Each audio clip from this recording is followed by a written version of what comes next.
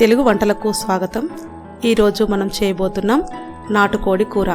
దీనికి కావలసిన పదార్థాలు, తయారీ విధానాన్ని ఇప్పుడు చూద్దాం.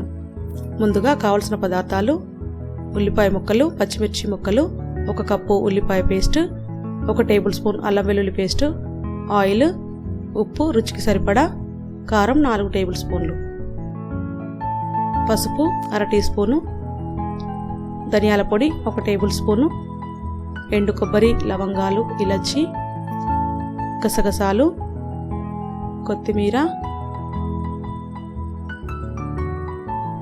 ఎండు కొబ్బరి, లవంగాలు, ఇలాచీలు మెత్తగా గ్రైండ్ చేసి పక్కన పెట్టుకోవాలి. ఈ వీడియోలో చూపిస్తున్న విధంగా మెత్తగా పొడి చేసి పెట్టుకోవాలి. శుభ్రంగా కడిగి పెట్టుకున్న 1 కేజీ నాటుకోడి మాంసం.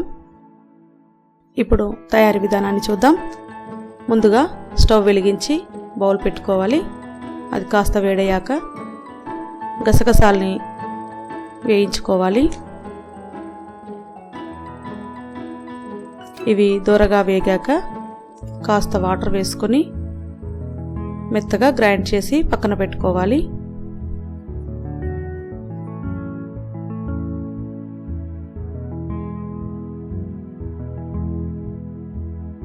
ఇప్పుడు ఆయిల్ వేసుకొని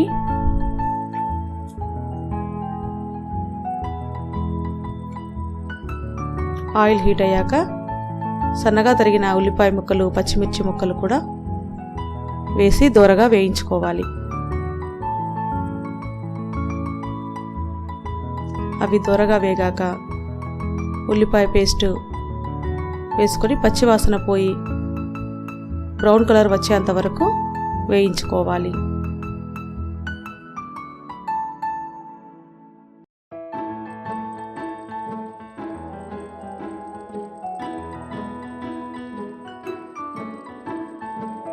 ఐదు నిమిషాల పాటు దోరగా వేయించుకోవాలి.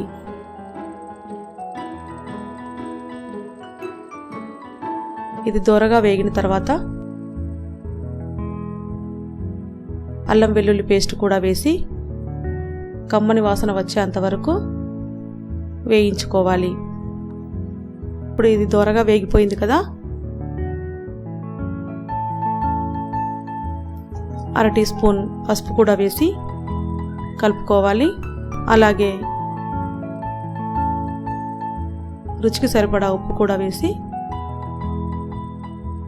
బాగా కలుపుకోవాలి. ఇప్పుడు ముందుగా శుభ్రం చేసుకున్న ఈ నాటుకోడి మాంసాన్ని వేసి బాగా కలుపుకోవాలి.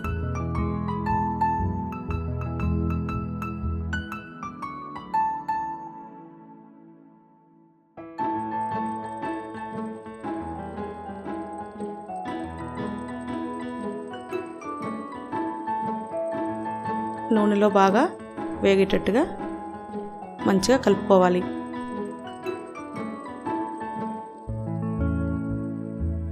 అలాగే 4 లేదా 5 టేబుల్ స్పూన్ల కారాన్ని కూడా వేసుకోవాలి. ఎందుకంటే ఇది నాటుకోడి మాంసం కాబట్టి కాస్త స్పైసీగా ఉంటేనే బాగుంటుంది. ముక్కలకు పట్టే విధంగా ఇలా అంతా బాగా కలుపుకోవాలి. అలాగే 1 టేబుల్ స్పూన్ ధనియాల పొడి కూడా వేసుకొని ఈ ఎండు కొబ్బరి తురుము కూడా వేసుకోవాలి.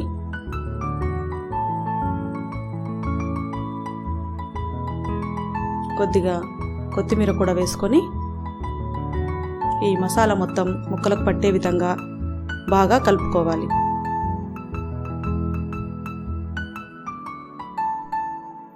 ఒక 5 నిమిషాల పాటు ఇలా కలుపుతూ ముక్కలకు పట్టే విధంగా కలుపుకోవాలి.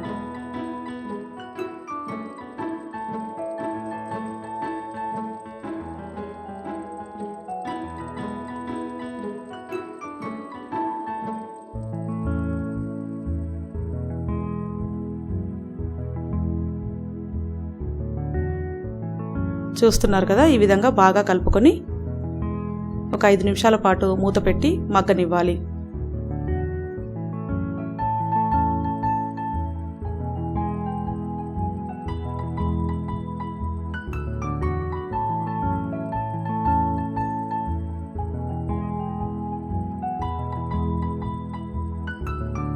ఇప్పుడు మూత తీసి బాగా కలుపుకోవాలి.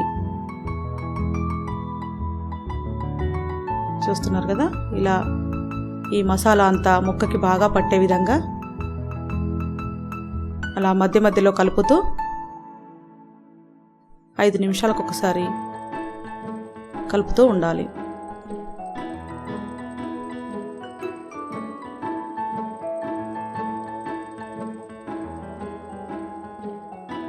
మళ్ళీ మూత పెట్టి ఇంకొక 5 నిమిషాల పాటు మగ్గనివ్వాలి.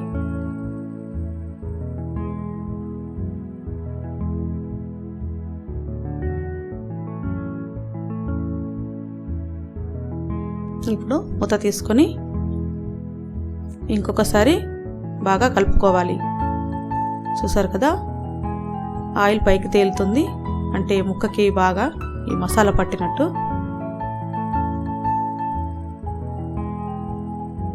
బాగా కలుపుతూ ఉంటే ఈ మసాలా ముక్కకి బాగా పడుతుంది అన్నమాట. మంచి సువాసన వస్తుంది.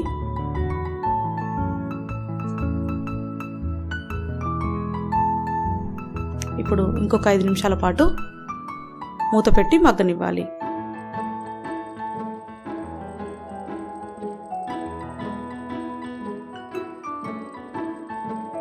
ఇప్పుడు మూత తీసి ఇంకొకసారి బాగా కలుపుకోవాలి.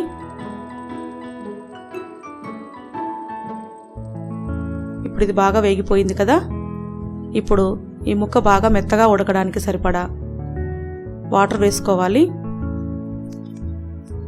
ముక్కలకి సరిపోయే విధంగా వాటర్ వేసుకోవాలి. నాటుకోడి మాంసం కాబట్టి కాస్త వాటర్ ఎక్కువగానే పడుతుంది.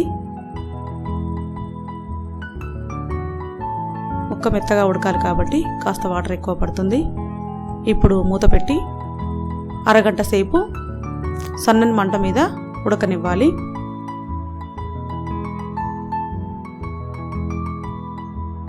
ఇప్పుడు ముక్క ఉడికిందో లేదో ఒకసారి చూసుకోవాలి. అది ఉడకనట్లయితే మళ్ళీ మనం ఇంకొక 10 నిమిషాల పాటు ఉడికించుకోవాలి. ఇప్పుడు చూసారు కదా, ముక్క బాగా మెత్తగా ఉడికిపోయింది.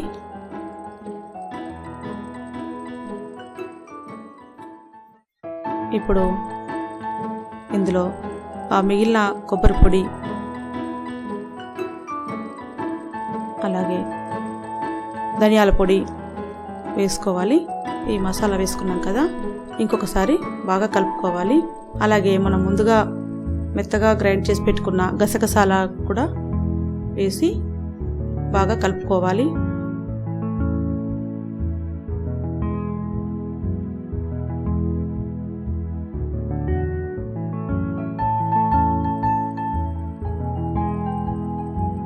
ఇప్పుడు బాగా కలుపుకున్నాం కదా, చివరగా కాస్త లవంగాల పొడి,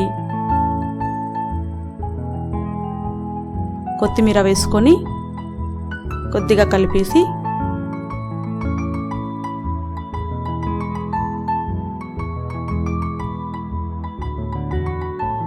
మూత పెట్టుకుంటే ఎంతో గుమగుమలాడే నాటుకోడి పులుసు రెడీ.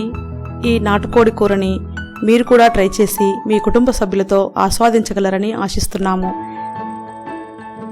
దీనిపై మీ అభిప్రాయాలు, సూచనలు మీ కామెంట్స్ ద్వారా తెలపండి.